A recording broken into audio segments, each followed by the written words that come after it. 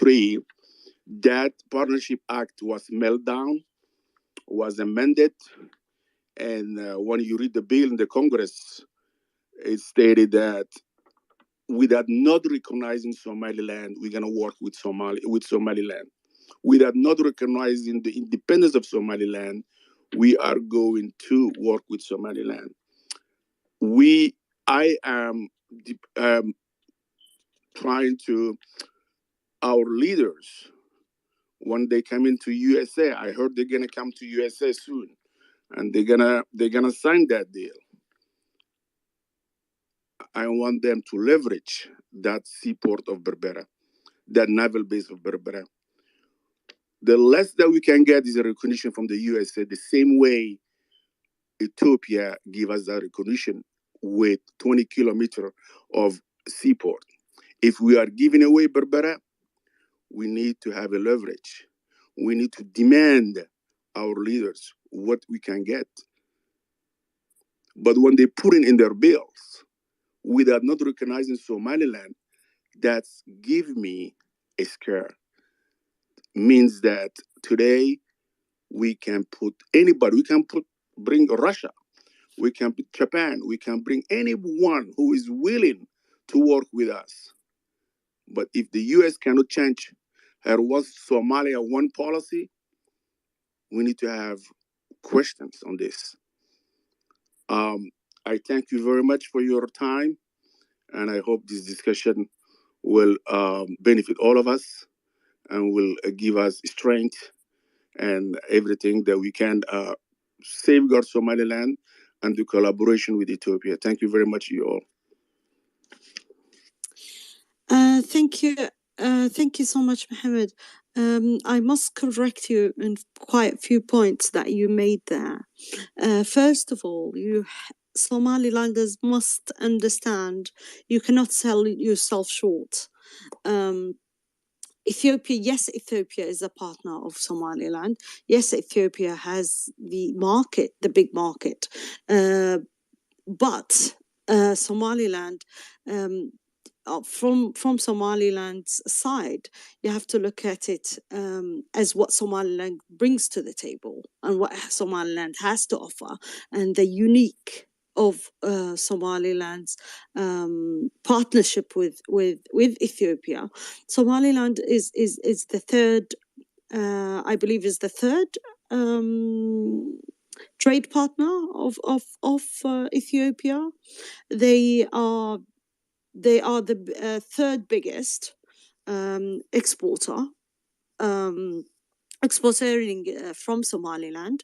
Their export earnings from Somaliland comes as the third, which totals to up to nearly 2 billion per year. That's hard currency that Somaliland generates for Ethiopia. So that's one. The second thing is not to mention Somaliland's geographical location and the fact that Ethiopia is landlocked and needs that access through a friendly country. The other thing is, what else? Yes. So there's quite a few points that Somaliland adds to Ethiopia. Security, you mentioned security also, and the fact that for the last 30 plus years that Somaliland has been safe and has kept terrorists at bay, unlike neighboring Somalia, let's say. We have spent third, is it, if I'm not mistaken, of Somaliland's income into security. That is not just to safeguard Somaliland, but we kept the borders of our neighbors like Ethiopia, like Djibouti, very, very safe because of that. So third of our earning goes into our taxpayers' money goes into security for that very reason. So I would urge Somalilanders to look that up, to look all the points and all the that Somaliland brings to the table in this deal. That way, you do not sell yourself short. And at the same time, again, I agree with you in the last point about Somalia and terrorists that are in Somalia. And we also, in the last week almost, that Somalia's government was indeed in line with Al Shabaab, and how they had a almost coordinated statements about this particular deal threatening Somaliland, of course, and Ethiopia, and the fact that we're not taking that threat lightly at all, and we shouldn't take that threat lightly at all. So thank you ever so much, Mohammed.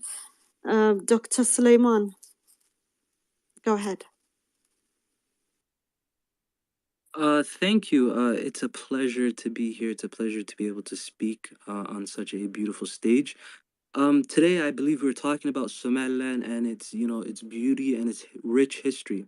I cannot stress enough. I cannot stress enough that Somaliland is in one of the most important parts of the world. When one third of the world's trade comes through the Gulf of Berbera, it has to be a place that people defend and help protect at all costs. For more than 32 years, without the help of any nation or any bank, Somaliland has kept its 500-mile coastline safe from piracy, unlike its counterpart to the east. This deal would not only help the world in the sense that it would be protecting a valuable trade route, it would also boost the economy of Africa. It would help landlocked countries closer to East Africa to be able to trade all its valuable resources to the world. So now I want to pivot a little bit and look at the resilience of Somaliland and its history. For centuries the people of Berbera have been traders, reaching the likes of Indonesia and China. You know, through the circle of the Somali speaking people, they gained the name Idor, meaning to exchange. It reflected the disdain other nations had for the people of Somaliland. The term Idor also meant the person who amasses wealth through persistence and mercantile skills without firm commitments to anyone else, meaning they relied on themselves. Fast forward to before the genocide of 500,000 Somalilanders, the people of Somaliland were very wealthy. The people of Somaliland were very wealthy.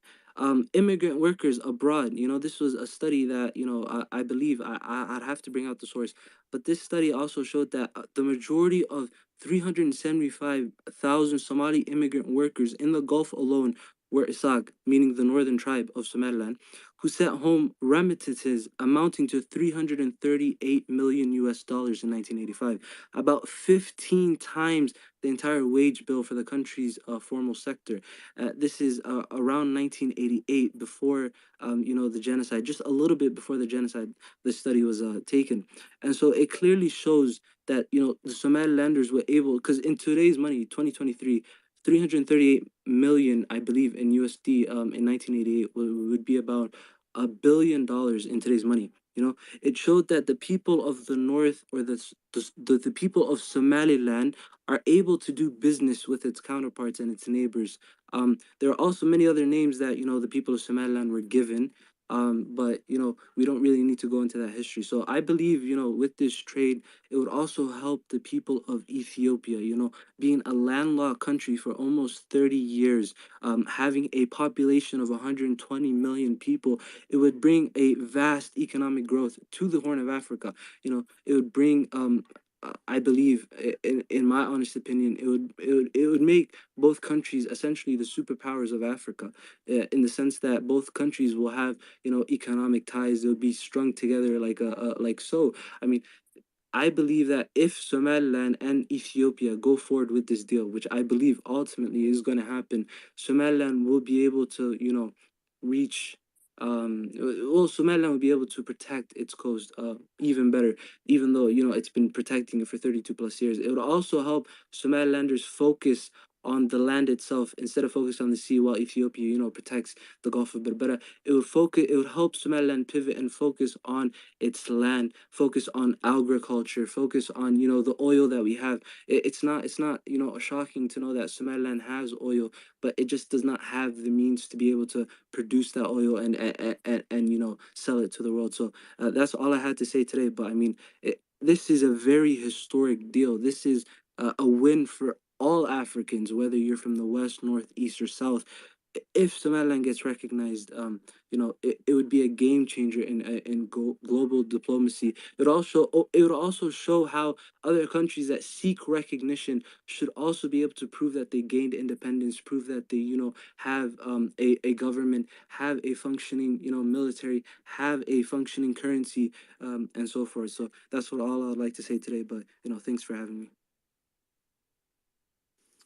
Thank you. Thank you, Dr. Salman. Jumbo. Thank you, host and co-host. This MOU between Ethiopia and Somaliland has really stimulated a lot of interest in trying to learn about Somaliland. And the last few days, I was impressed about when reading about Somaliland, about its stability, its political and economic stability, and a democratically elected government with peaceful succession without this has been really a breath of fresh air, and it's honestly have to admit my ignorance. I didn't pay attention, and also even the way the debates about the MOU, the way it is being conducted by Somali political leaders versus Somalilanders. And this space, I have attended a few spaces, even on this space organized by Somalilanders and Ethiopia, the tendency is to focus on facts. And I have also attended some spaces that support the Somali government, and also from media have watched some of the speech made by fiery, demagogic speech made by Somali political leaders. I think they are trying to really evoke visceral, excessive negative emotions. And I find that very concerning, because it could simply strengthen and further empower a terrorist group like Al-Shabaab that feed on anger and that thrive on anger. Young, innocent teenagers have blown up themselves in Mogadishu in the past. And I remember one of the horrifying was at a graduation ceremony of medical students. These were young people becoming doctors on that day. I remember there was one suicide bombing that killed so many people, faculty and students. And by what reasoning people reach there, it's hard to imagine. But the angry rhetorics coming from Somali leaders is rather irresponsible, because it would provoke, it would motivate innocent young people to fall prey to the ideology of Al-Shabaab. So I think we should all call upon Somali leaders to really focus on the facts.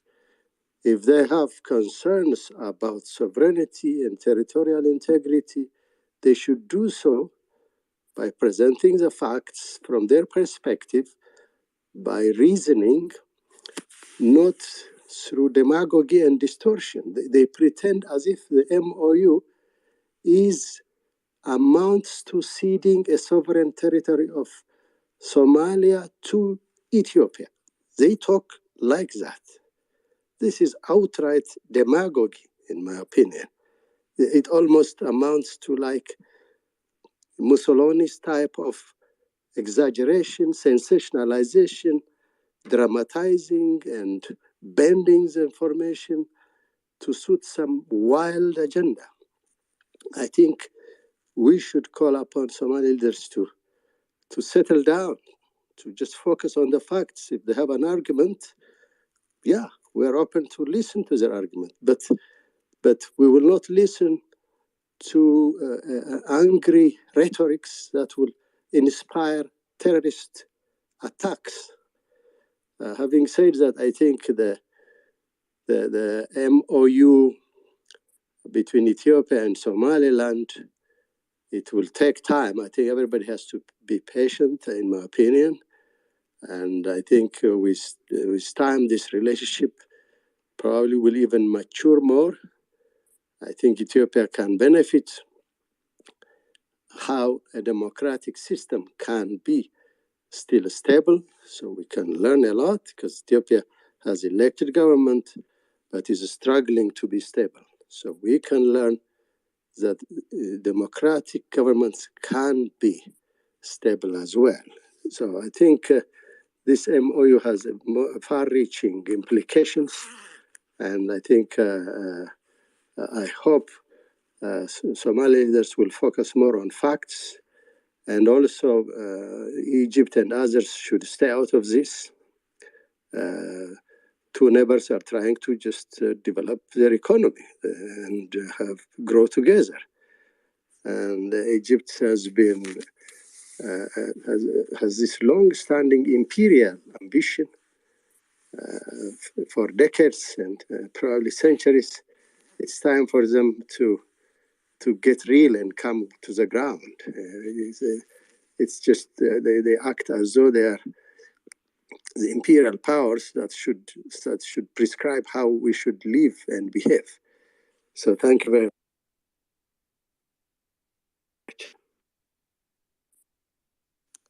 Thank you so much, Jumbo. Much appreciated the advice and the good points that you made there.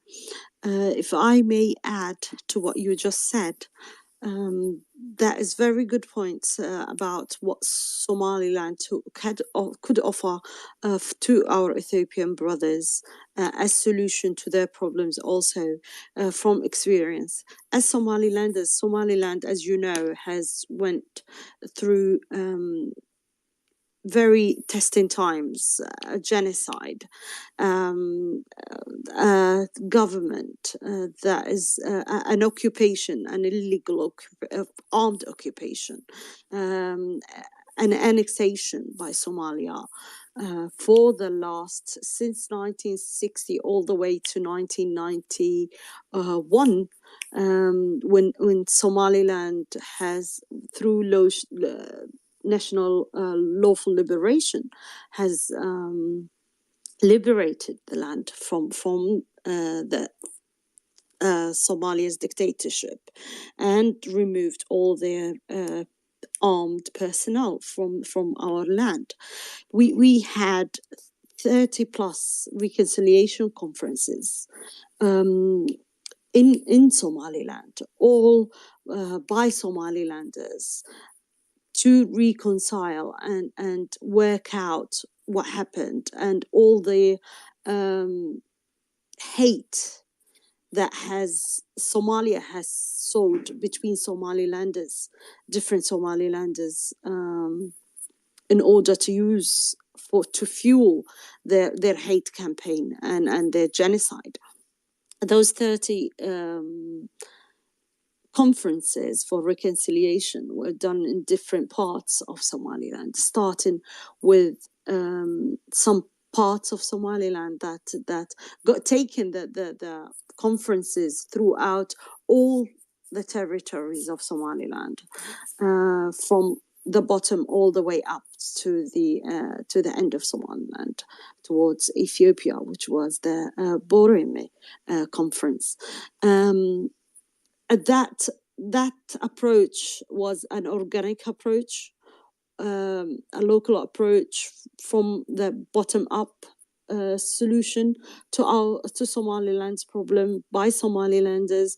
No interference from the outside world. They did not accept help from the outside world. We did not take money from the United Nations. Actually, United Nations was very, and Egypt being led by Egypt, an Egyptian at that time, Dr. Boutros Ghali was in the helm of the United Nations back then, tried to sabotage Somaliland's conferences and Somaliland peacemaking. Ethiopia can learn a lot because Somaliland has established, after those reconciliations and after we have started our first election, and after that we took more elections, have set up our constitution, took votes on that constitution, was passed by the public with 97% voting yes to the constitution of Somaliland, with, if I may say, international observers and monitoring, outside monitoring also. After that, so Somaliland also has created their local Gurti, which is like a house of elders kind of, that's like to solve Somaliland's problems and to make a lot of legislation for a legislative board, I would say, if somebody can intervene of exactly the definition of the Gurti. But that experience also has the rest of the world look at Somaliland differently, because that experience itself was replicated actually in Afghanistan, where they created the same model of Somaliland to solve Afghanistan's problem after the civil war, after the Russian has all the meddling, the international meddling that happened in Afghanistan, to give them some sort of peace and reconciliation in between them. So that was duplicated and became the lawyer jirga of Afghanistan. Same with South Africa, has took the same model also to solve their internal issues, since they saw that model was really successful. And Somalilanders went to those places to demonstrate how their model works. So all of this, sorry to be saying all this history, but it's very important to point out that Somaliland can be learned from by Ethiopia, should they want to take that model and more or less modify it to suit Ethiopia. And at the same time, democracy, as you said, Somaliland is the last few years has been in the news for the vote before the last one was for the presidential vote, was had Somaliland in the international arena, in the media, for its it was the first country in the world that has iris and biometric recognition used in their voting system, incorporated in the voting system, which made us the first in the world, which is amazing for an unrecognized country in Africa. Is a lot of success stories that Somaliland has as an African country, and as it was once called Africa's best kept secret. We've got so much to be proud of, so much to share with our African brothers and sisters, starting in this by Ethiopia. Sorry, before you give, I was just going to say, thank you for doing that. Wallahi, that's, don't be shy to share your expertise, and that's why we have you on stage. And Barwaqa will come to you soon, inshallah. Just a second. The Somaliland, we have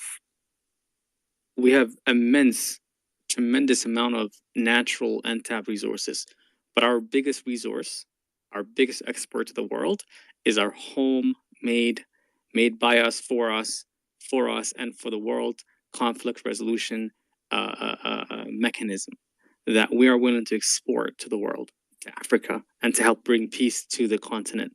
So, even though internationally we're being blocked by external forces from doing, exporting our goods and services, but we're exporting our way of life, our conflict resolution, our peaceful mechanism, our ideas that are meant to build, not destroy, meant to collaborate, not to block, and not to build walls. So that's what Somaliland will bring to the world. And it's where Somalilanders are very innovative people. They are excellent at solving their own problems with their own solutions made in Somaliland, and we are willing to help our neighbors far and wide in overcoming their internal disagreements, so they can build and they can taste the peace and prosperity that we enjoy in Somaliland. Back to you, Sarah. Thank you, Somaliland. Much appreciated. Because I didn't have this written, the points. I was just speaking out of the top of my head.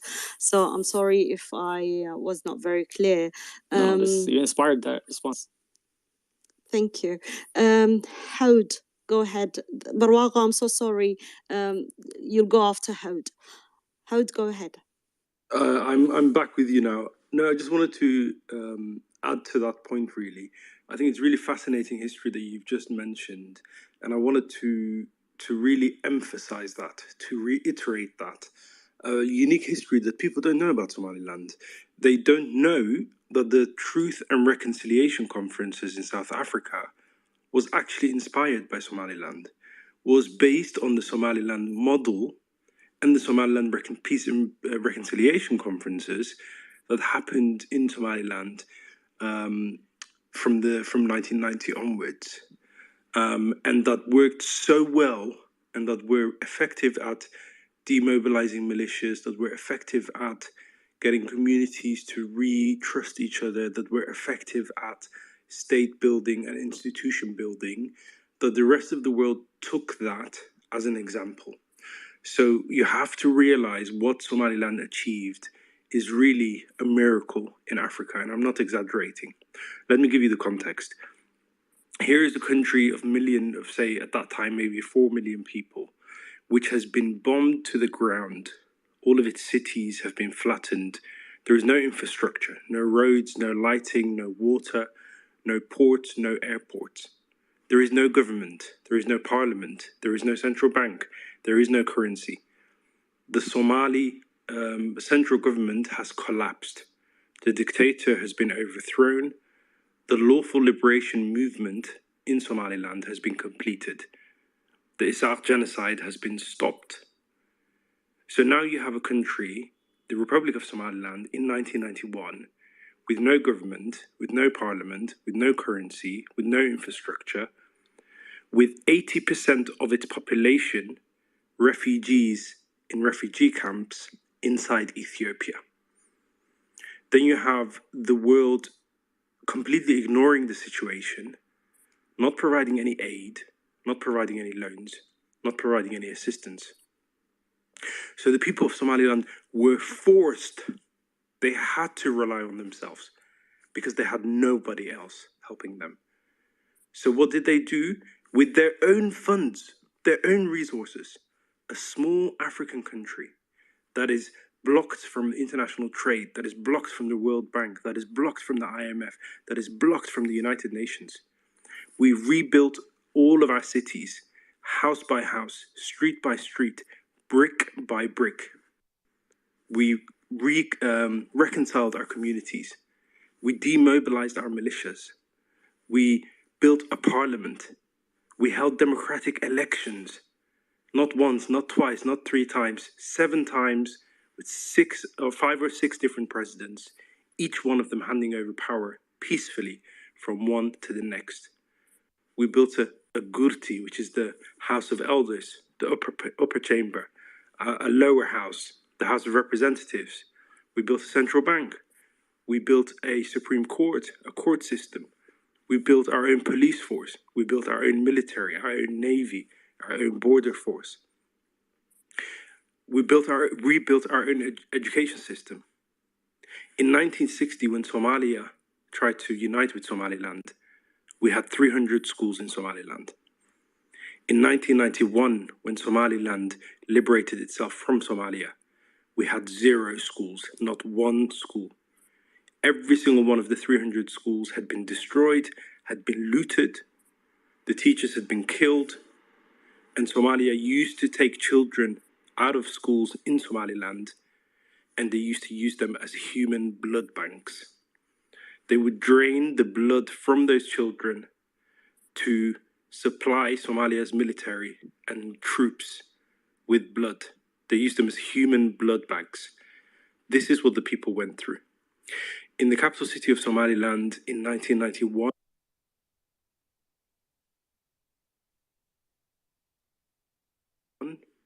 there was 55,000 land.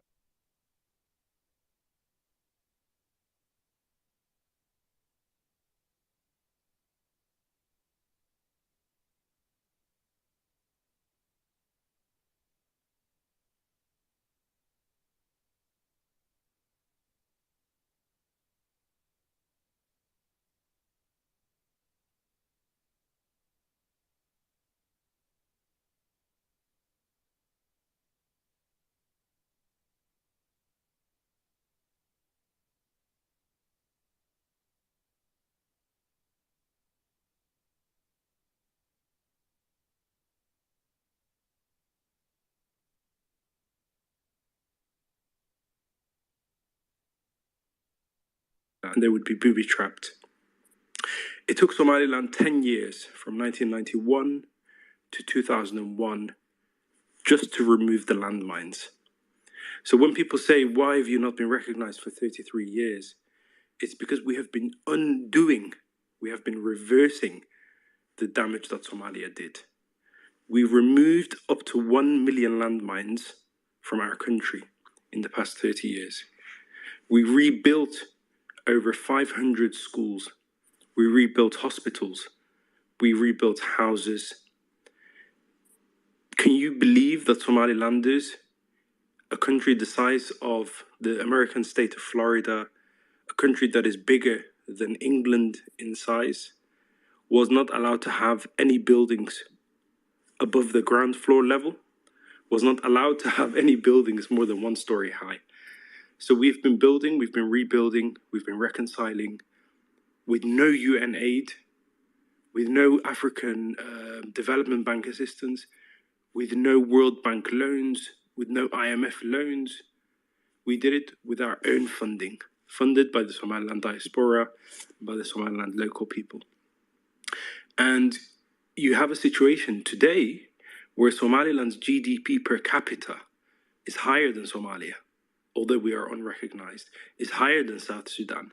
I believe, probably not anymore, but for most of the past 30 years, our GDP per capita was higher than Ethiopia's as well.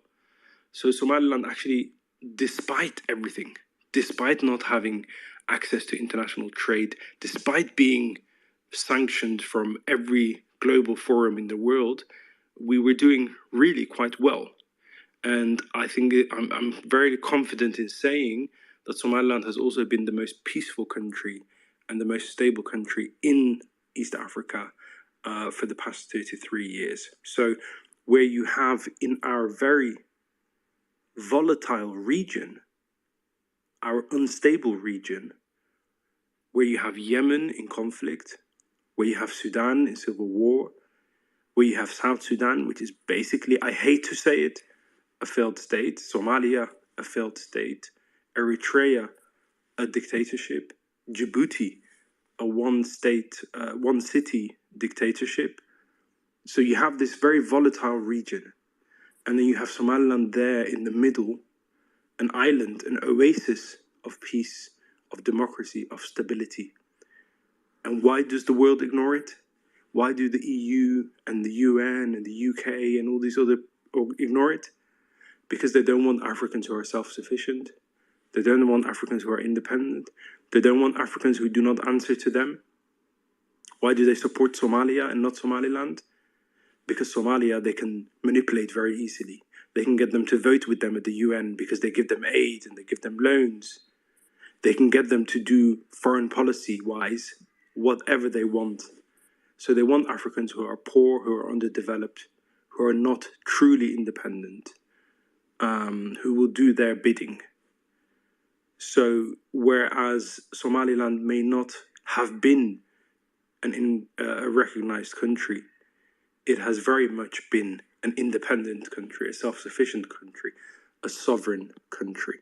So absolutely, we have a lot to teach to the world, as we helped South Africa with the truth and peace reconciliation, as we helped Afghanistan with truth and peace reconciliation, as we have helped Somalia, indeed, Somalia, which has been trying to rebuild their legislative processes are based on Somaliland.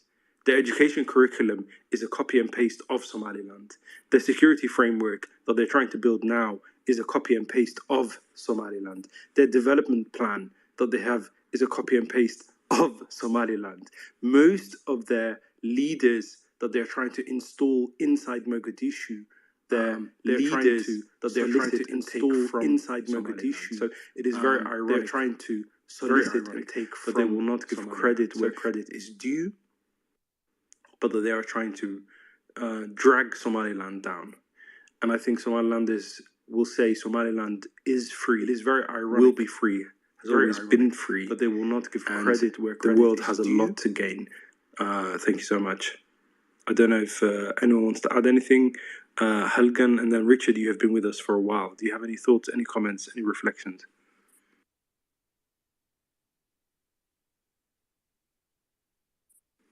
Okay, maybe Richard has stepped away. Richard, are you there? If not, I am available. I'm available. Yeah. What are your thoughts? What are your reflections? Did you know about Somaliland history in that sense? Actually, I got to understand more about Somaliland history after the signing of the MOU came out. And I want to really thank everybody who is trying anything possible to see Somaliland issue is brought to the world. Thank you very much. You know, information is the power, and the media is very important. So we must use the online media. We must really conquer it. We must put all the facts and evidences before the public, so that everybody should be informed of the facts, and it is those facts and evidences that will win the case for us. And I want to tell you that I am one of the people who will never be told that Somaliland is not independent. I have read it with my own eye. I know when to got independence, Africans must urgently recognize the independence of Somaliland. That does not mean that we are going to make Somaliland have bad relations with Somalia. No, that's not our interest. Somaliland is an independent country. It is peaceful. It is the best democracy in Africa. It has a functioning state. So we must help this country to be liberalized, to get actually liberated. We must liberate Somaliland from this unnecessary occupation.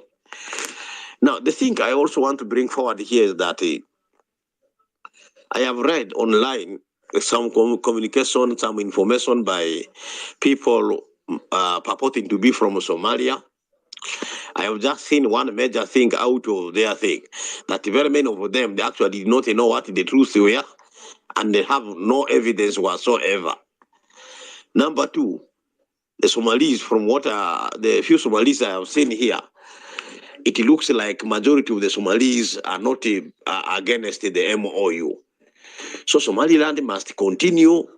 Don't pay attention to this the side where noises made by these people against the MOU, that MOU will lead to increase the economic growth and development in Somaliland. And at the end of the day, Africa will win. So I thank you very, very much. Thank you, Richard. As always, some very powerful points. Please stay with us. I have some questions for you, particularly about UNCLOS, the United Nations law, Convention on the Law of the Sea, and what that international law and that international convention says about the right of landlocked countries to have access to the sea and to coastal waters. So please stay with us. Helgen, are you there? If not, I'm going to go to Ragay, who's just come back up again. Assalamu alaikum, brothers and sisters. Assalamu alaikum. Appreciate the absolutely interesting space grab today. Quite busy. I'll get back to you inshallah soon. So I will back to you inshallah soon. Thank you. No problem at all. No problem at all. I just want to, before I quickly give Raggy the mic, I want to reiterate some points that were made earlier. And I have some questions and some statements for our Ethiopian brothers and sisters. Before I do, I will say everyone follow Somaliland Daily News. Thank you to our brother for convening this space, for facilitating this discussion and this conversation. We will continue to have these spaces. So please follow Somaliland Daily News. Retweet this space, invite your followers, invite your friends. Let's try and increase the listener numbers if we can. Just some very quick points. This deal is not Ethiopia doing Somaliland a favor. Let's get the facts absolutely clear. This is a win-win deal. Ethiopia gains so much and has gained so much from Somaliland over the past 33 years. And in fact, in the centuries before that. Somaliland is Ethiopia's third biggest export revenue earner. That means after, I think, I don't know what the number 1, 2, and 3 are, but in fact, Ethiopia earns the third biggest proportion of its hard currency, the dollars that it earns from exporting to other countries. Somaliland is in the top 3. So actually, Somaliland is extremely crucial to Ethiopia's stability, not just in terms of its security, but in terms of its economy as well. If Ethiopia were to lose those revenues that it earns from Somaliland, it would jeopardize and put under threat Ethiopia's economy, because Ethiopia needs those dollars, needs that hard currency, needs those export revenues, obviously to sustain its own economy, to sustain its debt repayments, to sustain its government budget, to sustain the investments that it's making in its own country. So Somaliland is extremely important to Ethiopia economically.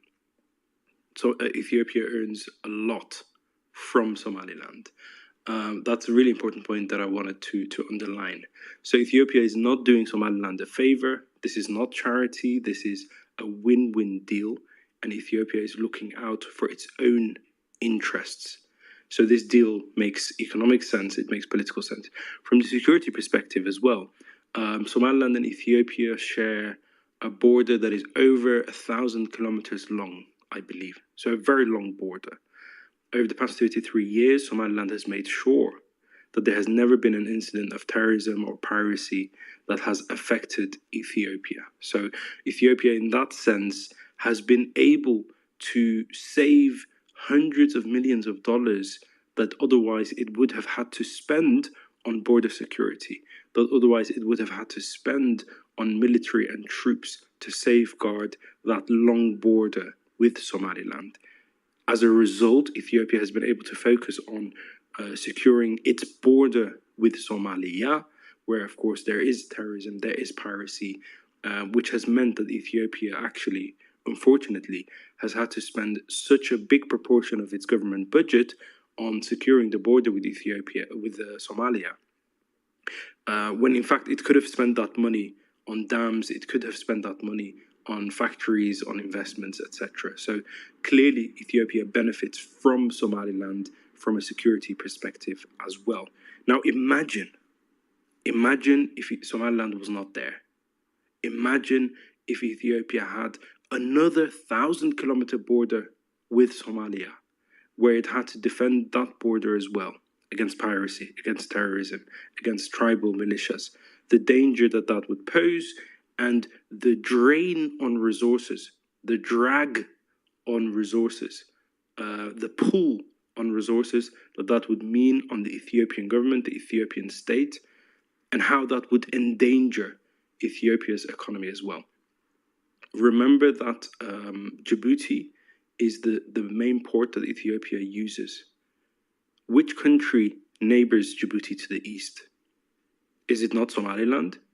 Is it not Somaliland that for 33 years has provided security guarantees to Djibouti? Is it not Somaliland that has stopped Al-Shabaab and pirates and terrorism from attacking Djibouti port? Is it not Somaliland by that same way that has in fact safeguarded Ethiopian imports and exports? Somaliland is so important in more ways than people know, in more ways than they realize. And if Somalia is successful in taking over Somaliland, that would be a very dangerous thing for Ethiopia, not just because it would lose the third biggest export revenues that it gets, not just because it would lose the border security that it gets along the 1,000-kilometer border between Somaliland and Ethiopia, but also because the safety and security of Djibouti would be under threat, and that is the main lifeline for Ethiopia's imports and exports. And then finally, what you should know as well is that Somaliland and Ethiopia share heritage. Somalilanders live in both Ethiopia and Somaliland. So in what is known as the Somali region of Ethiopia is made up of two regions, the northern part and the southern part. The northern part of the Somali region is known as the Hoden Reserve Area. The Hoden Reserve Area, which contains the biggest population of the Somali region, is in fact inhabited by people who share the same ethnicity, the same clan, the same tribe as the people of Somaliland. So people in Ethiopia maybe do not realize, but actually even the majority of the Somali region of Ethiopia is inhabited by Somalilanders. So our heritage, our shared links, they go back much longer, and we have that in common as well. So just a couple of things that I wanted to mention there. I think Raghi wanted to come in, and then Dr. Salman. Thank you, Hout. I've already taken my time, but I wanted to highlight and reiterate the facts that is being shared in this space. I come from the an academic background, and I really value facts over nonsense technically, and just spreading misinformation. And the best way to combat that misinformation is to press the facts ahead and be honest and have a good heart for peace, stability, regional cooperation, and development for everybody. So before I take too much time, I wanted to give the two titles of two books written by international experts about Somaliland. One of them is written by Iqbal Jazbai. Iqbal Jazbai is a South African ambassador. He has a PhD in international relations and political science. His book is called Somaliland, An African Struggle for Nationhood and International Recognition. I want to repeat the title, Somaliland, An African Struggle for Nationhood and International Recognition. It's a well-researched book for those who are interested on the history of Somaliland, the reconciliation conferences, the African fact-finding mission to Somaliland, etc., is already articulated in that book. So most of the information being shared by Somaliland activists in this space is not hearsay, it's based on facts. Another recent book that's been authored by Professor and Dr. Sarah Phillips from the University of Sydney is called When There Was No Aid. When There Was No Aid, War and Peace in Somaliland. So the information that's been discussed here by Hode and others, most of that information is also well articulated through research and authentic internationally based resources is articulated in that book. The book's titled, once more, When There Was No Aid, War and Peace in Somaliland. I have a question, perhaps for Hode, who is also an academic and very well in research. And the question is, Hode, my biggest concern from our neighboring failed state, Somalia, is actually related to something called ethno-national expansionism. And that is the biggest threat in the Horn of Africa, actually. It stems from the lack of recognition of international borders, which are the blueprints of modern states in Africa and, the modern states in the globe entirely. That, for example, Kenya, Uganda, Tanzania, Ethiopia, Djibouti, and the Republic of Somaliland all have constitutions that recognize international borders. But the constitution, the provisional constitution of our neighboring Somalia, puts a claim to all Somalis in Kenya, in Ethiopia, in the Republic of Somaliland, and in Djibouti. It does not make a difference between who is a citizen or who is an ethno-national Somalian. So I would really appreciate if you could highlight the concern on Somalia, ethnic expansionism, and the threat that awaits for the region. Thank you. Thank you so much, Raghu. As usual, fantastic contribution.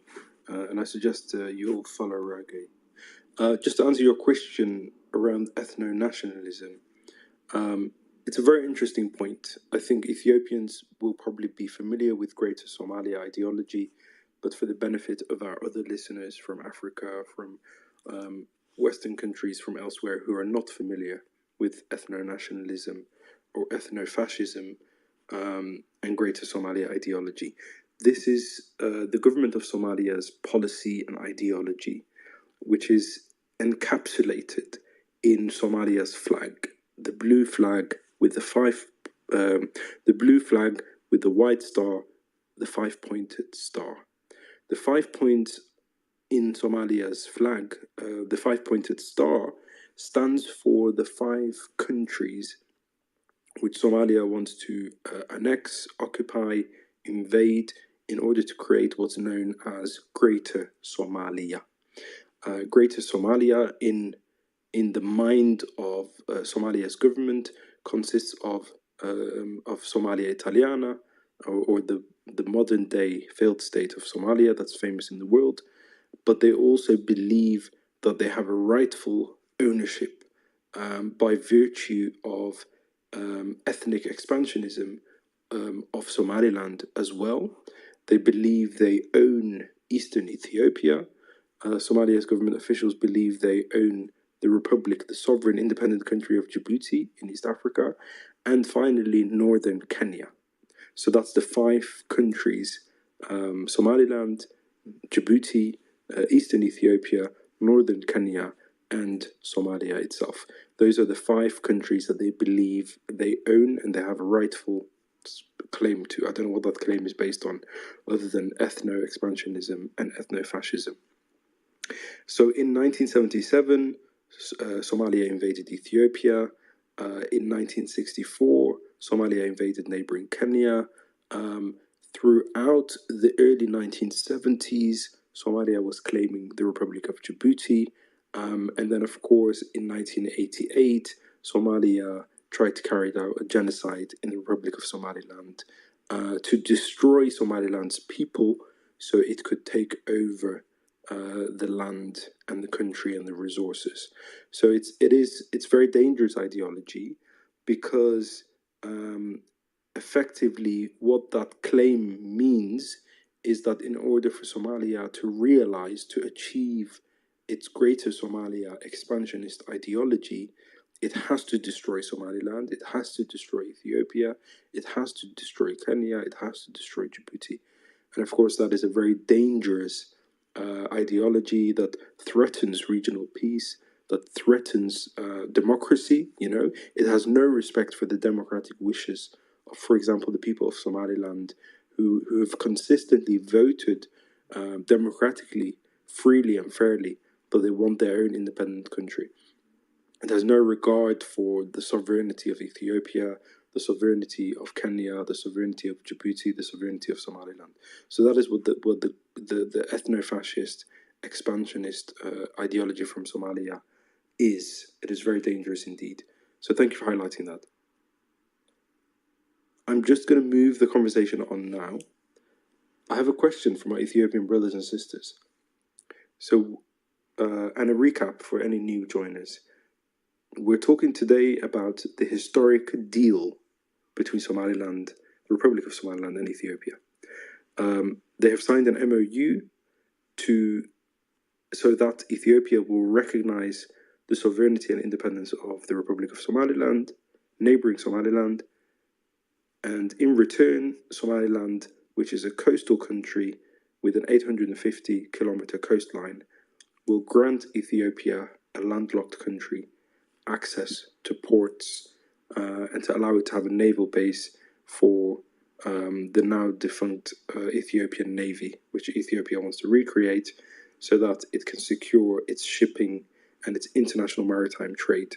So it's a win-win deal between the two countries.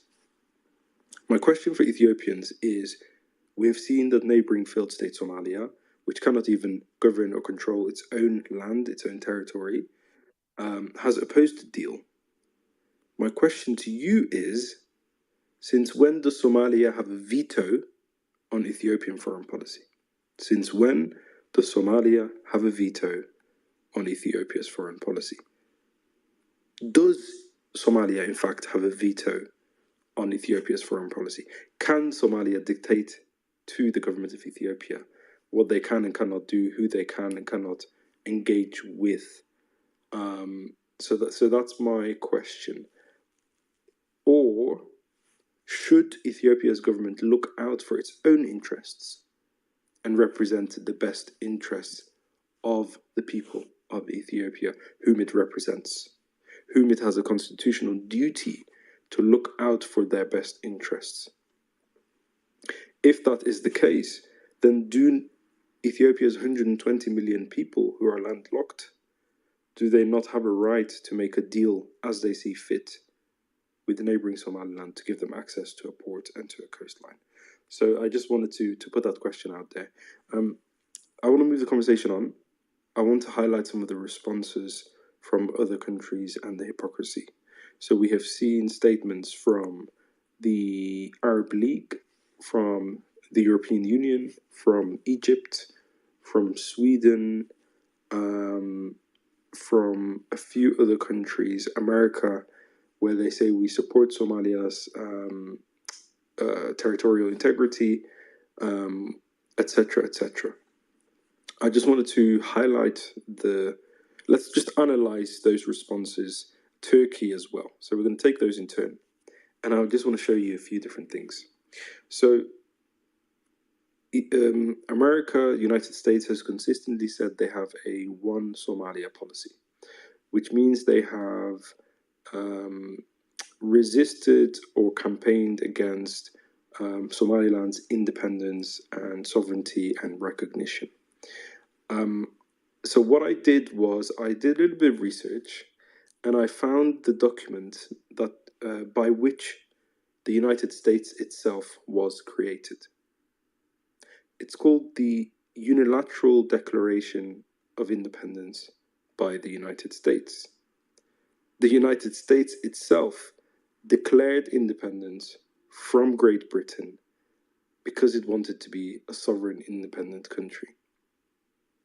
Yet today we have a crazy position where the United States, a country that came to exist through a unilateral declaration of independence from Great Britain because it wanted to be an independent sovereign country, is denying that exact same right to the Republic of Somaliland, which in fact is not a unilateral declaration of independence, but has its own paperwork in terms of its Treaty of Independence from Great Britain, and in fact a royal declaration from Queen Elizabeth II, who was the head of state at that time of Great Britain, in which she gave her consent for Somaliland on the 26th of June 1960 to become a sovereign independent country.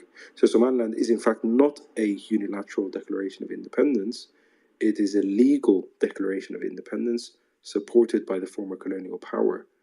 However, I just wanted to highlight the hypocrisy of the United States in rejecting Somaliland's independence. It's inconsistent, it is hypocritical, and in fact, it does not stand up to scrutiny.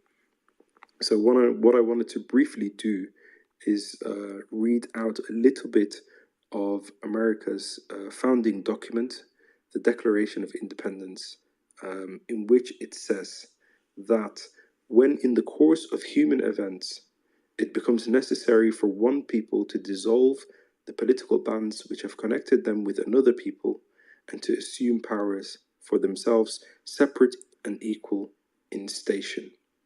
A decent respect to the opinions of mankind requires that they should declare the causes which compel them to do so. We hold these truths to be self-evident, that all men are created equal. They are all endowed with certain unalienable rights. Rights among these are life, liberty, and pursuit of happiness. To secure these rights, government are instituted among men, deriving their powers from the consent of those they govern.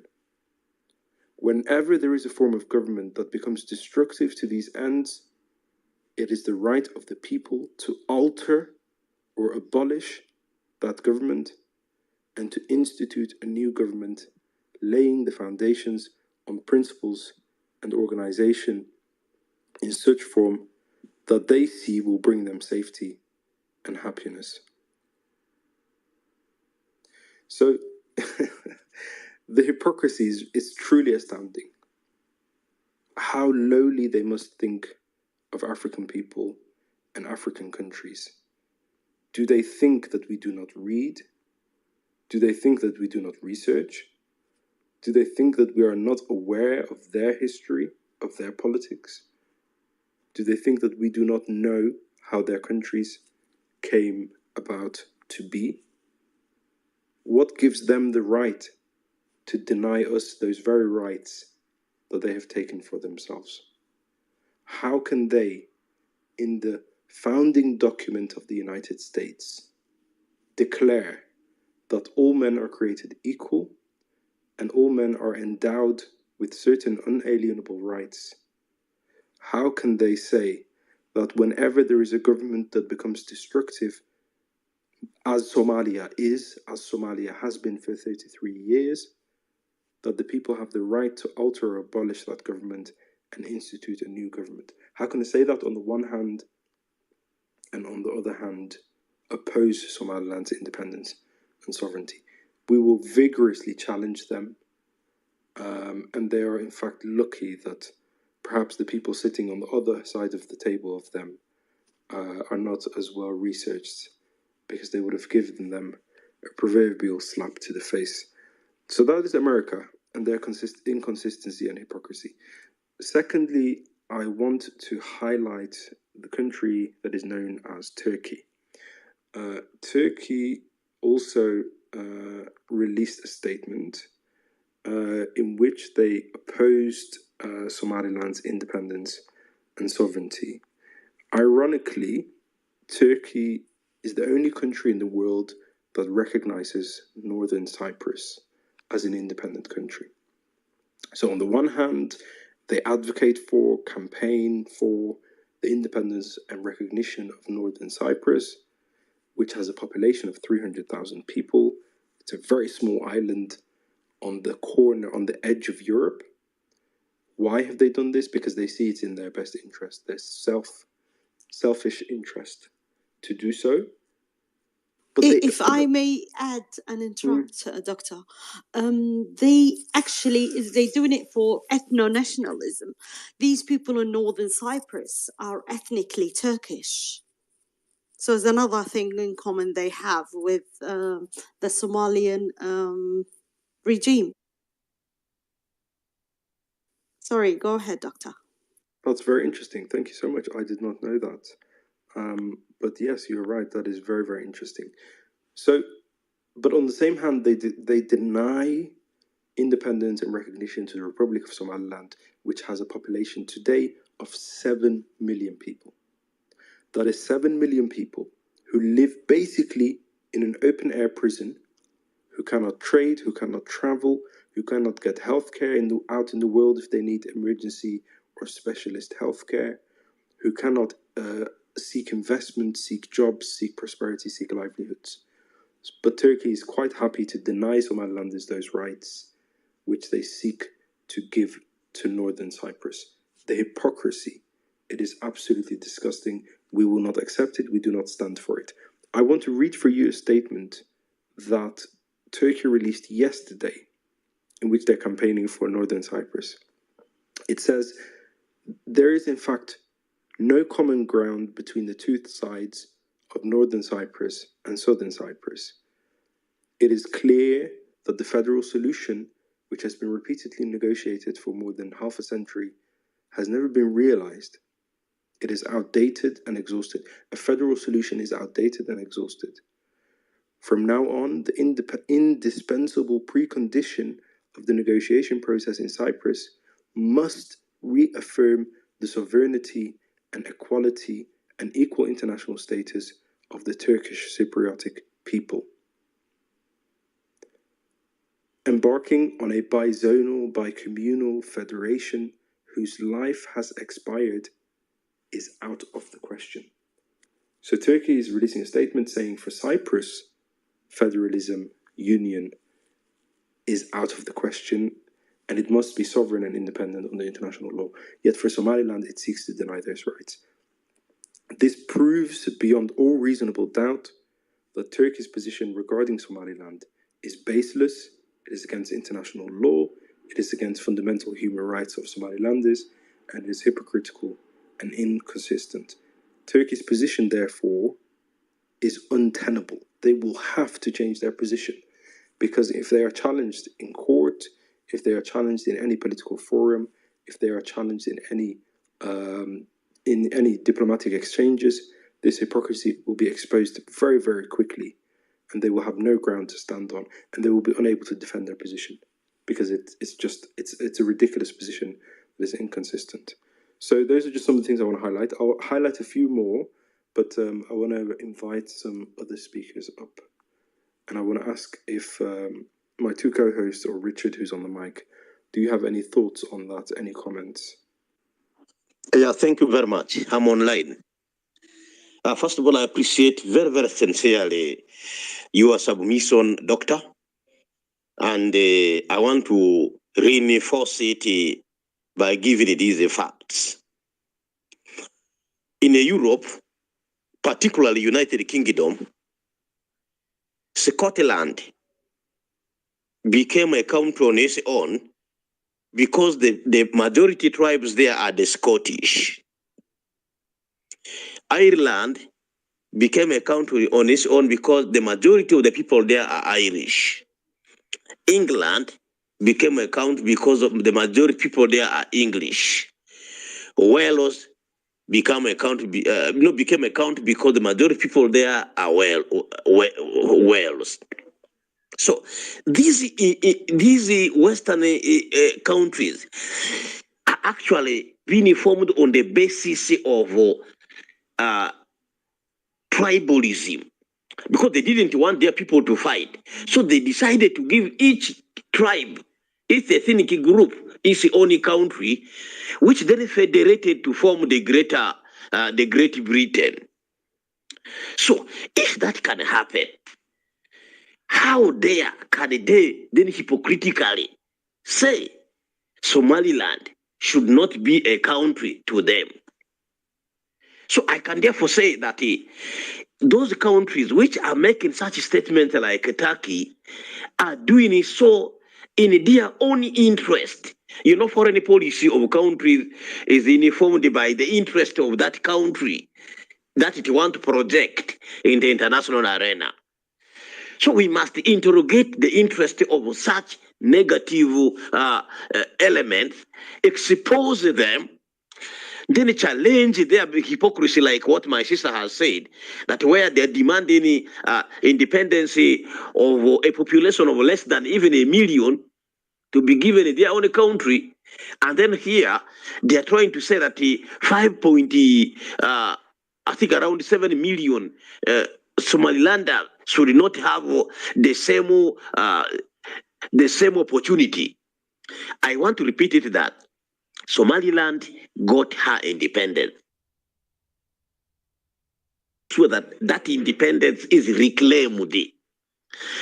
The good news, the alleged union between Somaliland and the Somalia never happened. It was never legally recognized, legally ratified. So there was no union. That should be our narrative. There was actually no union. And I thank the president of Somaliland for challenging Sheikh Hassan to provide any evidence, to bring forward a document showing that really there was a ratification of the union. And because there was no ratification, Somalilanders are legally, are lawfully right 100%. What we are seeing in this world is just the blatant abuse of international law, blatant disrespect of international rules, international game plan, international way of doing things. Countries are beginning to just protect their interest instead of really standing for the truth. So we must applaud Ethiopia for coming out quickly to recognize Somaliland. And I am telling you, the recognition of Somaliland by Ethiopia will be significant. It will be similar to the independence struggle Ethiopia led for liberation of Africa. Ethiopia is very important, and that recognition will rapidly be followed by very many other countries. That cooperation between Ethiopia and the Somaliland will rapidly be followed by other countries. I saw in December, America, President Joe Biden signed a law, Somaliland Cooperation Pact, Act. I think that's law 117 of the Congress. So U.S. want to enter into cooperation with Somaliland in U.S. interest, and at the same time they don't want an African country to enter into cooperation with the fellow African country. We cannot sit back and look at such kind of things happening today without questioning fellow African. At least it should those were that happened during the colonial time, because our ancestors were not informed. We can forgive them. In this world of internet, in this world where information is everywhere, following freely, how on earth can we, the elite Africans, watch such kind of things silently without a challenge? We must mount very strong challenge to such kind of absurdity and say, no, enough is enough. You cannot dupe us anymore. We know the right thing and we should stand for the truth. And I can tell you the truth will always win. Somaliland, I can assure you, is going to be recognized by very many countries. Somaliland will be economically prospering. Security-wise will be prospering. this struggle by Somalia people of trying to advance. I'm hearing that they want the Somalis in northern Kenya. They want to annex Kenya, expansionist policy, annex Ethiopia, annex Djibouti. Such kind of expansionist policy, if any, I encourage my brothers and the sisters in Somalia to drop it. And if it is not there, we should not continue to project it. Otherwise, Somalilanders, I can assure you, I will stand with you. I will speak for you. Nobody will intimidate me. Life or death, I will stand for the truth and speak to the world and tell the world, look here, Somaliland is an independent country. African Union fact-finding mission that took place between the 30th of April to 4th of May 2005 concluded that indeed Somaliland is an independent country and it needs to be recognized. This document, together with the independence document of June 26, 1960, must be effectively used by us to project a narrative that actually Somaliland has been unfairly treated. It is the right time the world treat Somaliland fairly, justly. Glory be to God, glory be to Allah, glory be to Somaliland, victory for Africa. Thank you. Daddy. Thank you so much, Richard. As always, a very powerful speech. I just want to ask you a question. Is it possible for an African country like Somalia, which does not even govern itself, to, in 2024, in the modern day, attempt to colonize another neighboring African country like Somaliland? Is that possible, Richard? Is it possible that Somalia can colonize today or continue to colonize, continue to claim Somaliland? I want to answer you. Somalia itself has failed. It is the Ethiopian army, it is the Ugandan army, it is the Burundian army, it is the Kenyan army that is trying to hold the fragile government in Mogadishu. If this army is pulled off today, that very evening, Villa Somalia may collapse. So how can a country that has even failed to just manage a capital city, guarantee security and the peace in a capital city, go and even try to colonize another neighboring country? It is just a psychological, and I call it, it is psychological madness. It is an impossibility. It is just a fake feeling. Why can't Sheikh Mohammed first ensure effective government in the whole of the Somaliland, ensure that there is peace in the whole of Somalia? So I don't think they have any moral responsibility, even any capacity whatsoever to even try to colonize an inch of Somaliland. So we should not allow them to try to colonize Somaliland using daydreaming. So if they have not managed to really just effectively manage Mogadishu, if it is managed by UPDF, the Federal Army of Somalia, of Ethiopia, the army of Burundi, the army of Kenya, so how can they even attempt to say that they can colonize Somaliland? That is something which is impossible. It will never happen. It is a high time we assert these things and say, look here, even you have been helped just in the capital city. How dare can you even say you want to be in a charge of Somaliland? It is just like an impotent man wanting to have the second wife when he has failed even to pollinate, to impregnate the very wife with him. So we cannot accept and give such a man opportunity. He will not do anything. He will waste the resources. We cannot waste that time. Please, Africa, let's recognize Somaliland as independent country. Victory for Somaliland, victory for Africa.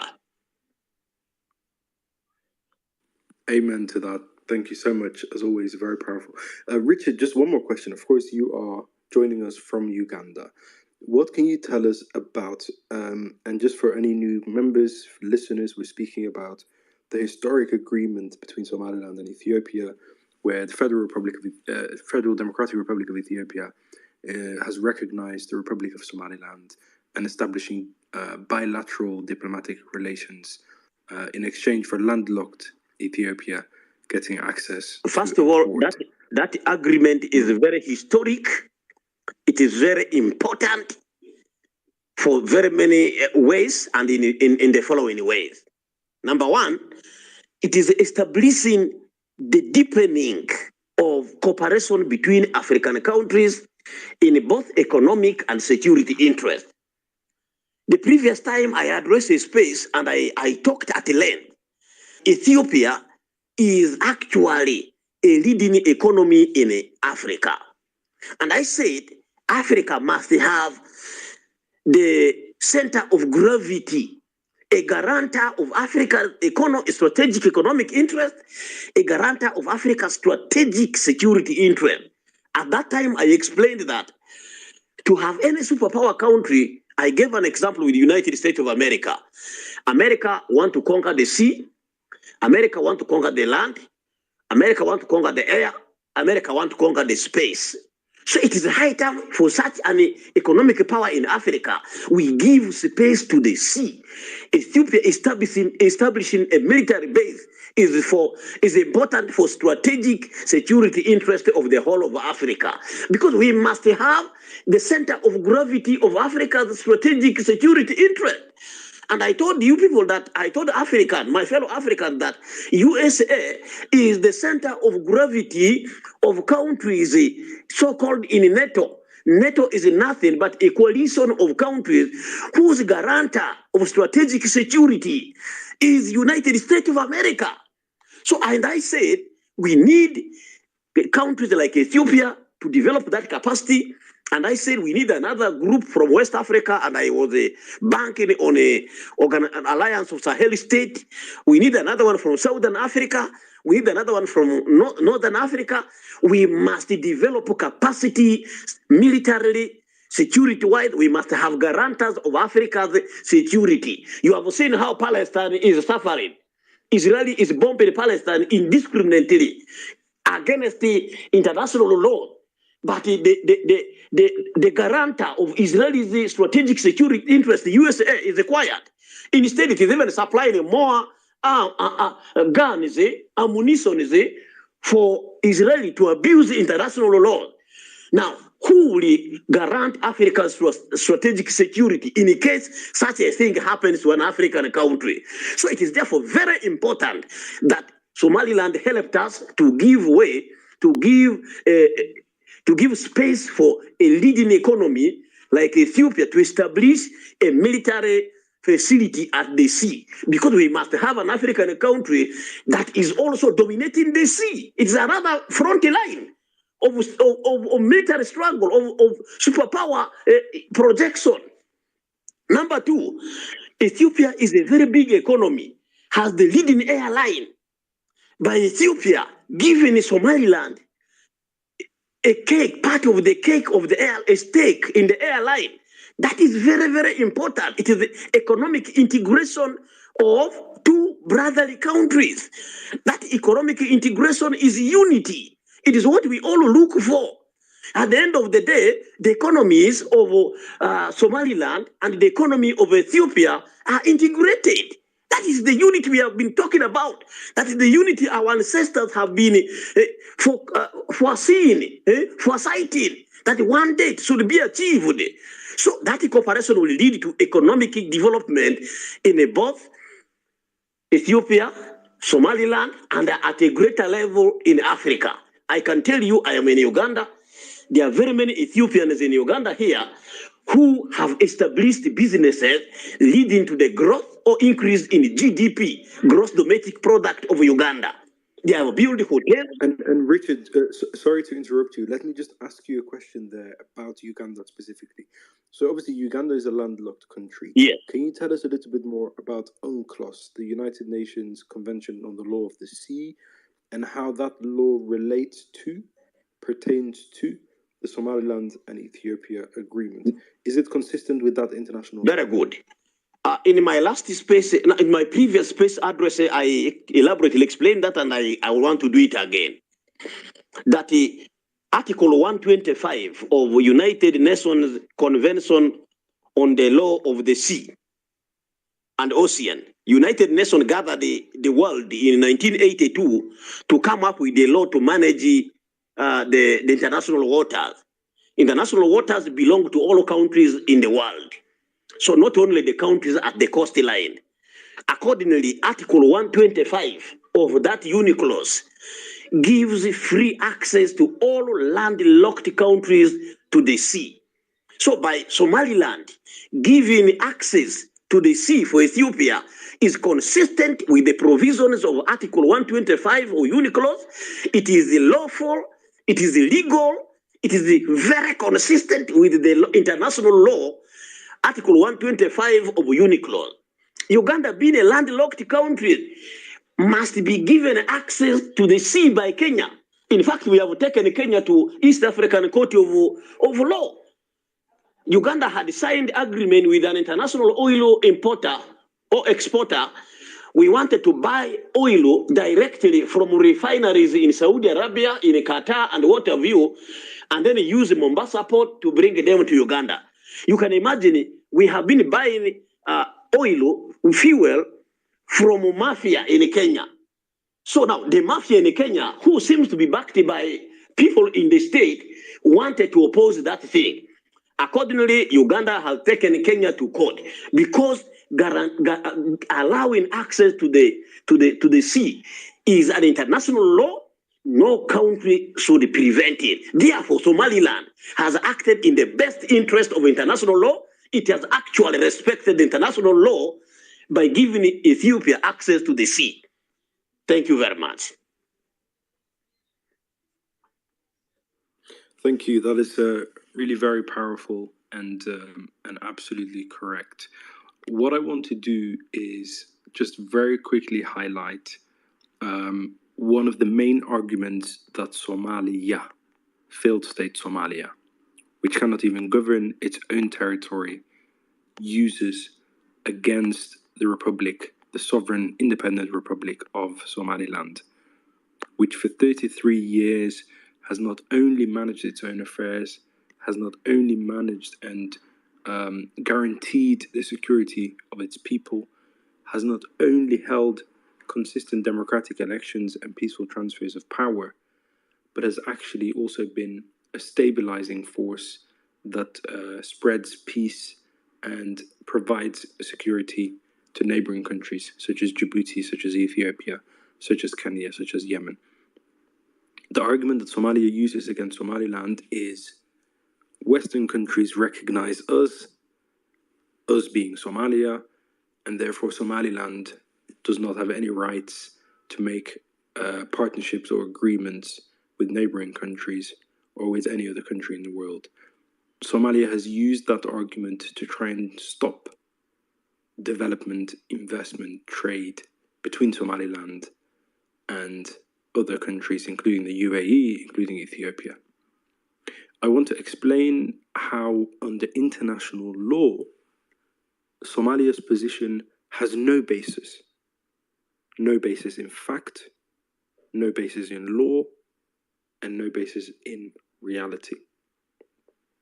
The rights and duties of countries is governed by something known as the Montevideo Convention on Statehood.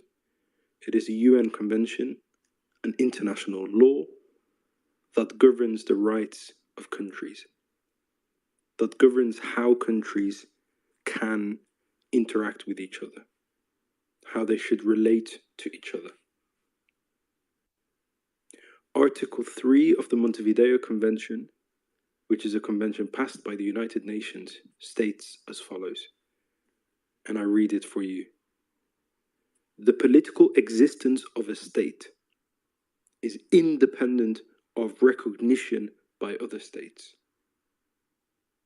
Even before recognition, a state has the right to defend its integrity, its independence, has the right to provide for its conservation, for its prosperity, and to organize itself as it sees fit, even before recognition by other states.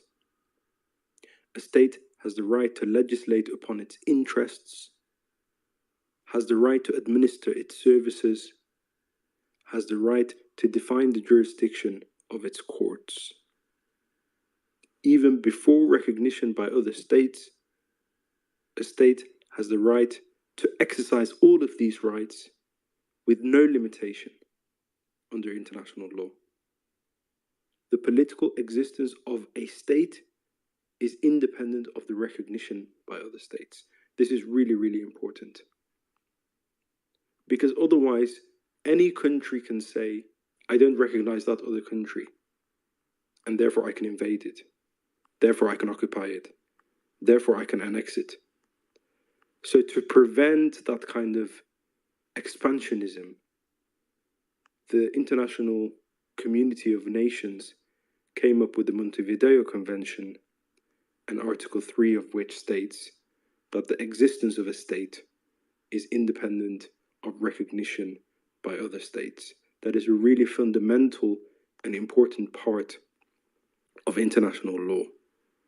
So even if Somalia says we do not recognize Somaliland, under international law, they still have to recognize, they still have to respect the sovereignty and the territorial integrity and independence of Somaliland.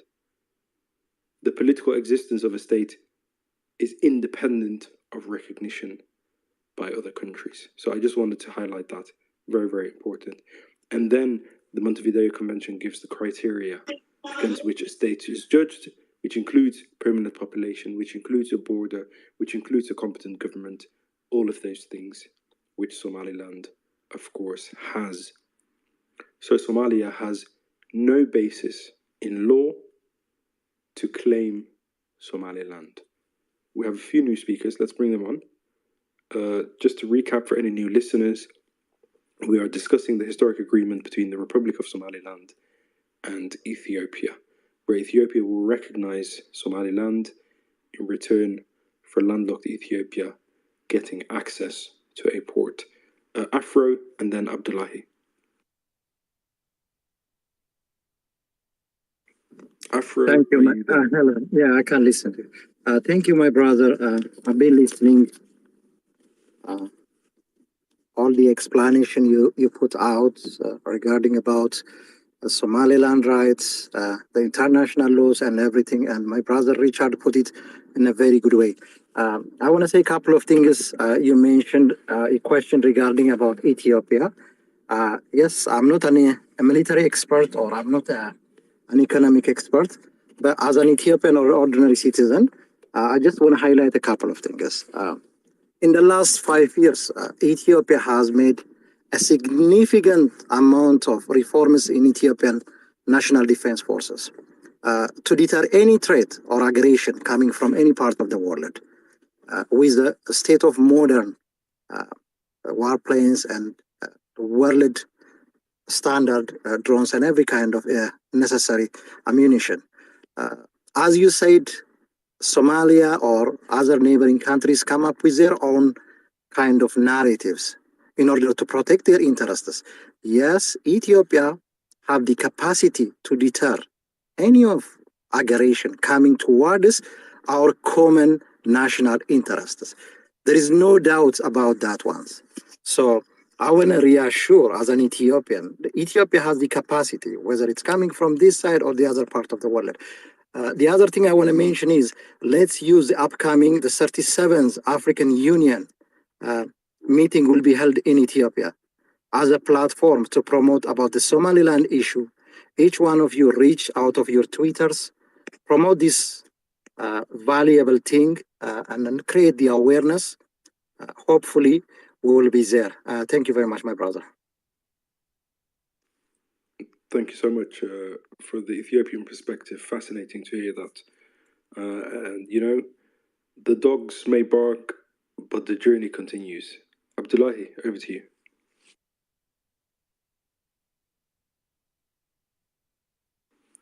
Okay, I don't know if Abdullahi can hear us. Thank you. Yeah, hello. Can you hear me now?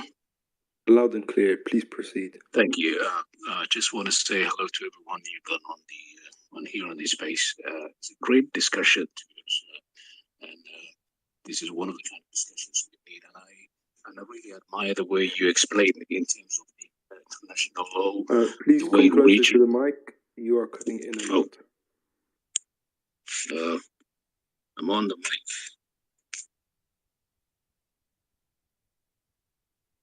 Yeah, please proceed. Just keep them. Oh, he seems to have dropped completely.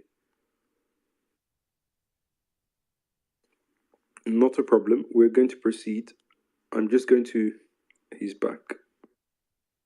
If you can hear us, please proceed. If you're using headphones, try to keep the mic close to yourself. Hello, can you hear me now, Mr. Dr. Hout? Loud and clear. Oh, thank you. Sorry, apology. I'm using my mobile on this. I think it's something issue.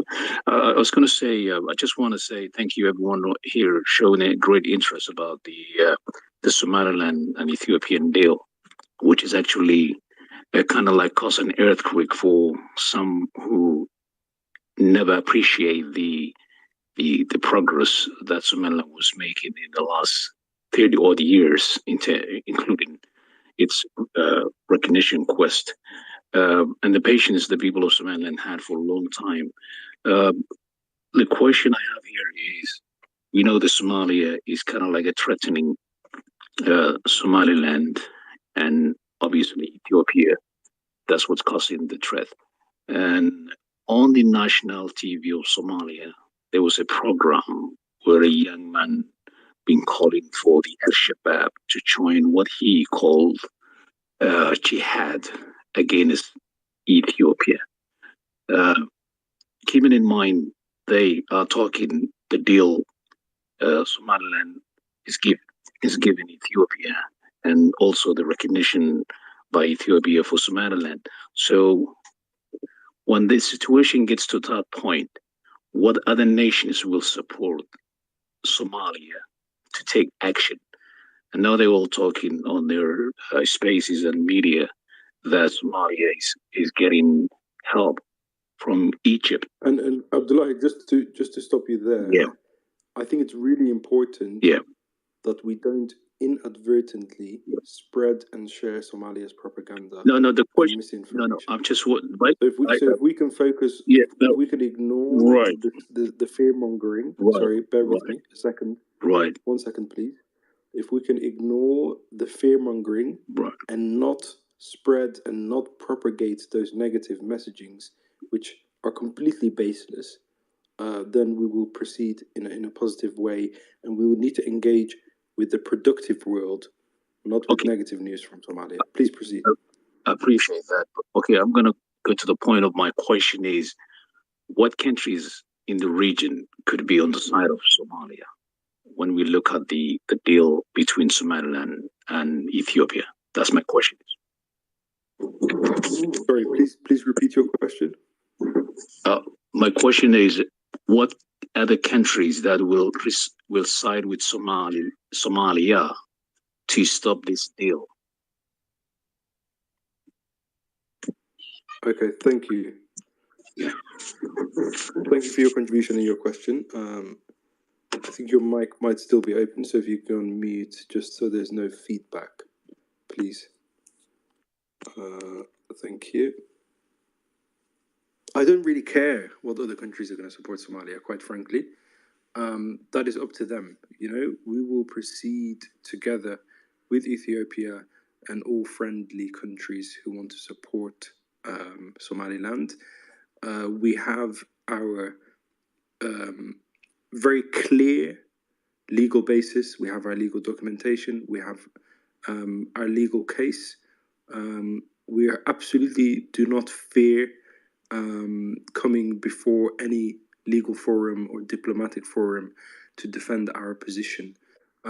So quite frankly, I do not care what other countries might support Somalia, because we have the law on our side, we have the facts on our side, we have history on our side, and we have our people's decision to proceed. It is not up to Somalia. It is not up to any other country.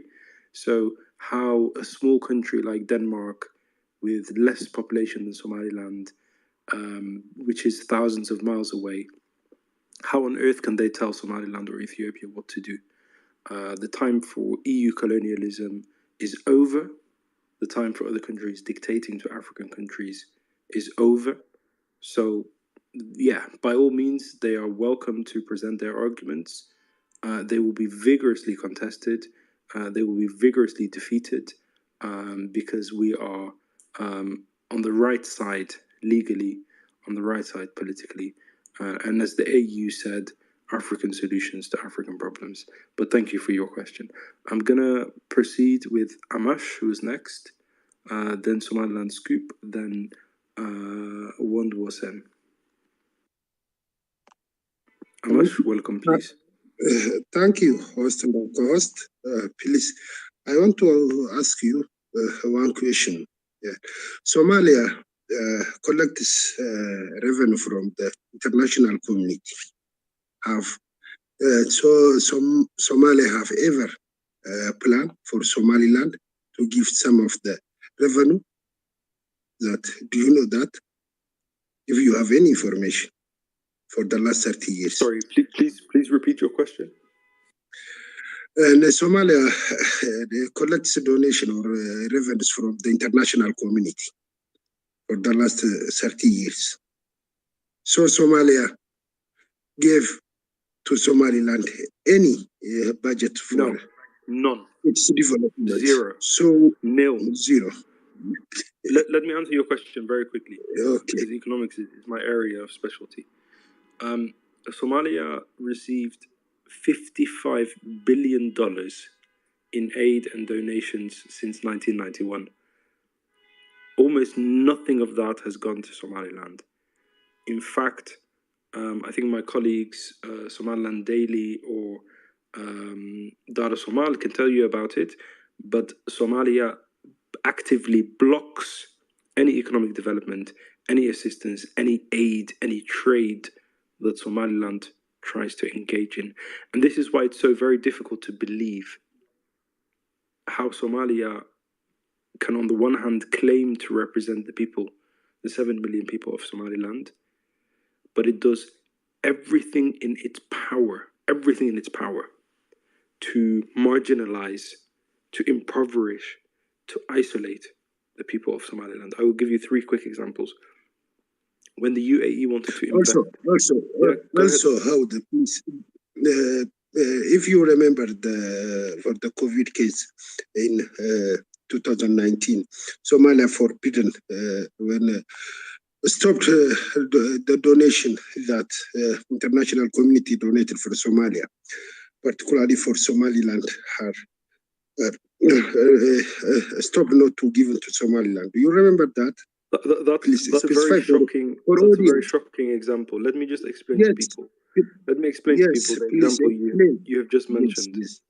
So this is where, during COVID-19, the international community donated COVID-19 vaccinations to Somalia on the basis that Somalia would share the COVID-19 vaccinations with Somaliland. What did Somalia's government do? They withheld the COVID-19 vaccinations, the PPE, the personal protective equipment, until the very last day, because the COVID-19 vaccines, they have an expiration date, they have an end date. They withheld the COVID-19 vaccinations, they put them in a warehouse in Mogadishu until they expired, deliberately, on purpose. And only when they expired and they knew it was no good, did they send it to Somaliland. I'll give you some more examples. When foreign countries wanted to invest in Somaliland's Berbera port, UAE, France, they wanted to invest $500 million. That how can investing in a port, creating jobs, creating opportunities for a very poor country, why should that be a problem? Somalia's government wrote letters to every country in the world and they said, don't invest in Somaliland's port. Can you believe that? Yet they claim to represent the best interests of Somalilanders. Somaliland exports livestock to Arab countries. So we export a lot of meat because Arab countries are deserts, so they don't grow their own food. So for thousands of years, Somaliland, being the closest country, has always provided food, meat, livestock to Arab countries. Somalia has, on several occasions, banned exports to just completely exports out of Somaliland to try and economically cripple Somalilanders. Yet they claim to represent the best interests of Somalilanders. You know, for those Muslims in the space here, for Muslims, there is an obligation to go to complete Hajj, to go to Mecca, to complete pilgrimage.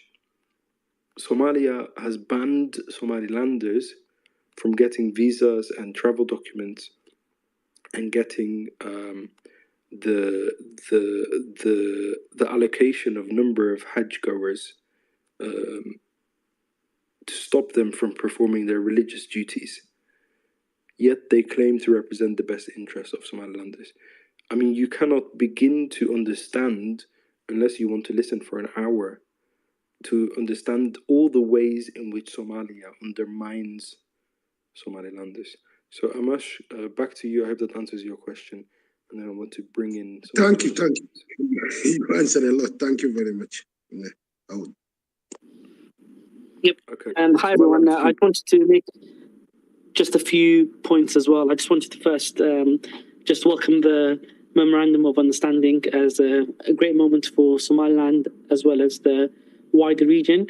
I just wanted to pick up on just 3 points. I think Abdullahi mentioned about sort of allies and foes in the region. I think when it comes to geopolitics, there's no permanent allies or permanent enemies. There's just permanent interests, and those interests will change over time. So it's very hard to predict, who's going to be a friend today and who's going to be an enemy.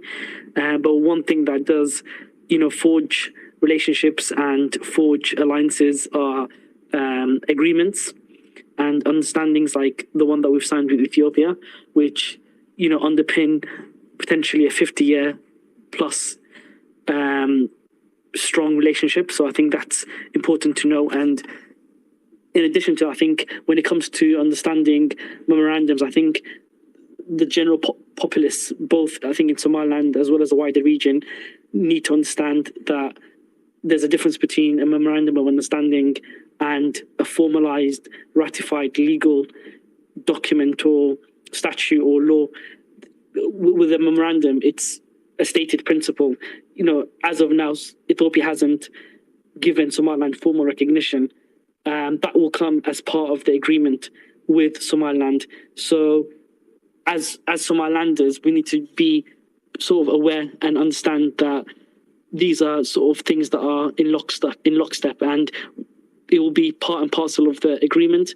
From Ethiopia's perspective, why would it give Somaliland recognition formally without having a legal document?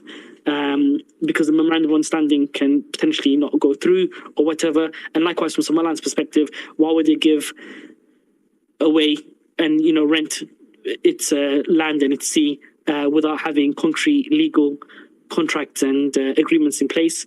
So I think we just need to be extra vigilant when it comes to the propaganda coming from Somalia, and we need to sort of be able to understand the process and defend the process, and also educate fellow Somalilanders and Ethiopians and others in the region about just the general process that we are undergoing now. It's considering how momentum and how significant this moment is, the fact that it's going to happen within 1 to 3 months is in itself an achievement. So I think we just need to wait and see and stay very vigilant and very alert to people trying to, cause chaos and cause division within Ethiopia and Somaliland. Thank you very much. We're going to try and end in the next 10 minutes. Wund was Hele? Yes. Hi, everybody. Is there any way we can get some kinds of experience or something for the Niger Delta area people like Mali, those kinds of things? They give them ultimata. They say within a month we're gonna to invade you if you don't do this and that. But they perceive it. They reverse, they threaten, they are right now in good shape. So are we can get some kinds of experience or something can be applied here for Ethiopia and the Somalilanders? And also you guys can have some kinds of joint uh, like public relationship with Ethiopia and Somaliland or whatever the processes explain for the general public instead of creating some kinds of misinformation for the other parties. They are very capable to create some kinds of misinformation, I guess. Thank you very much and keep doing the good job. Thank you so much for your question. We're going to try and wrap up in the next 8 minutes or so. I will answer your question. Very good question, by the way. The Niger Delta region, Senegambia is a very good example. Senegal and Gambia. They were two independent African countries, exactly like Somaliland and Somalia, although Somalia was a trust territory of the UN, so it wasn't really independent. But anyway, Senegal and Gambia united. They wanted to form a single country called Senegambia. They did, in fact, form a single country called Senegambia. Then they decided to dissolve the union, and they reverted back to their previous independent countries. And today, on the African map, we do not have Senegambia. We have two countries called Senegal and Gambia. That is exactly what Somaliland and Somalia have done. They tried to unite, it didn't work. They went back to their independent countries of Somaliland and Somalia. Why is Somaliland being denied the same rights as exactly what Senegal and Gambia have done? So yes, you're absolutely right. We can learn from that Niger Delta region, the Senegal-Gambia region, which is near there as well, because Senegal and Gambia actually have very good relations. They're two neighboring countries. They recognize each other's independence, and they have avoided conflict as a result. You know, they cooperate, they work together, and that is how progressive, forward-thinking, brotherly African countries should proceed. So it's very good that Ethiopia has taken the step that Somalia has failed to take for so long. So, any last comments from my two co-hosts, and then we're going to wrap up. Thank you so much, Doctor. I appreciate you and thank you, Doctor. Go on. We can wrap up. Thank you so much. Thanks to everyone that attended. Go ahead. Yeah, I think Somaliland Daily wants to say something. Please go ahead before I close. I appreciate you guys. Thank you so much to you, Dr. Houd and Dar Somal. This space has been informational, and I hope if you take away anything from this space is to make sure you're getting your information from trusted sources. We traffic in facts, not in feelings. Don't pay attention to the noise. And you know, there's an English saying that goes, the shallowest wells make the most noise. So let's not pay attention to that. Please follow Dada Somal, Dr. Houd, Edna, who's also a very well knowledgeable sister on Somaliland, and she's a Somalilander as well. Follow our brothers and sisters from Ethiopia, Plain and Kia and Jambo. Follow them so you can learn about them as well. Yeah. We want to open channels of communication. We want to learn from each other. We want to share information. We want to combat misinformation and disinformation with facts, not feelings. Again, That's my last word to you. Jazakallah khair. And Dr. Hood, you can close it up for us. Yeah. Thank you so much. I've just put in the top. There's another space that has just opened where one of the Director Generals of Somaliland government is being interviewed. I believe the space is in Somali, so for the Somalilanders in the space, please kusoo biira spaceka xagga sare lasoo dhigay kasoo qayb gala spacekaas xagga sare lasoo dhigay. Thank you all. Today we've been discussing the historic agreement between Somaliland and Ethiopia, two brotherly neighboring African countries exercising their sovereign rights to make agreements, to make deals, to partnership in the best interests of their two countries. We move forward. Somaliland shall be free. Somaliland will be free. Somaliland will be internationally recognized. And no interfering countries will be able to stand in the way of 7 million people who together have now been joined by Ethiopia's 120 million people who are shouting for freedom, who are calling for freedom, who are calling for recognition of the Republic of Somaliland.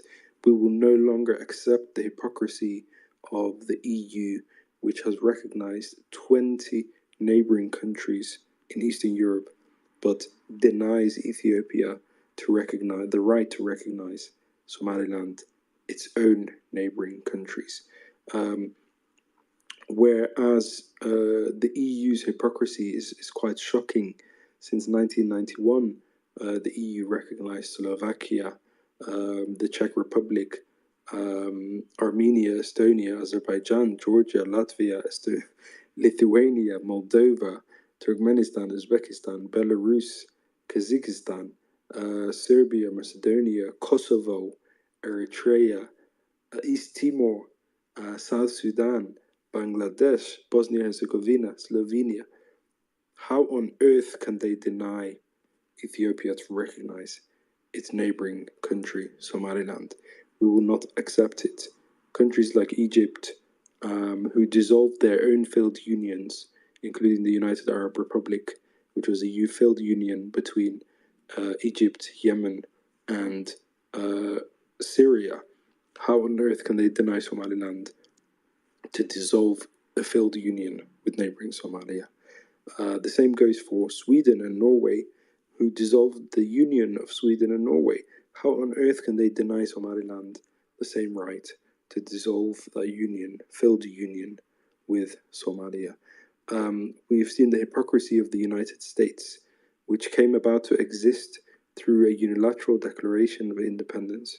How on earth can they deny Somaliland to look after its own independence and sovereignty, to be its own independent country, in the same way that the United States no longer wanted to be shackled to Great Britain? Somaliland no longer wants to be shackled to Somalia. They have to respect the democratic wishes of African people. The time for Western and European countries dictating to African people is over. The time for colonialism is over. The time for paternalistic attitudes where they believe that we should do as they say is over.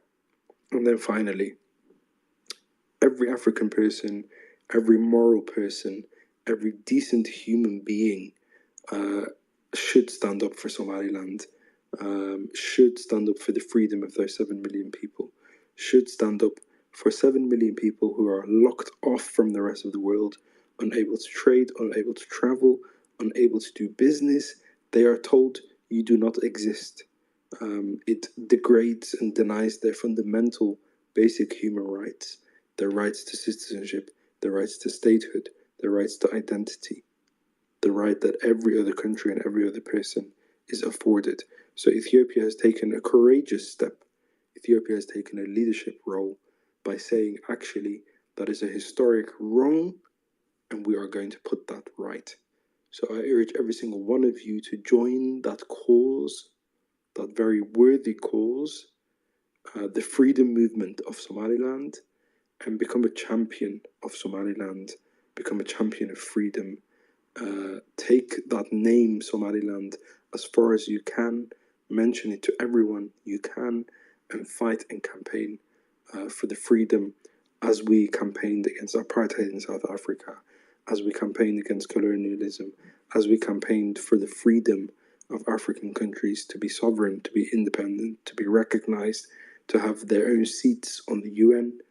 The last country that we are fighting for now is Somaliland, Africa's 55th country.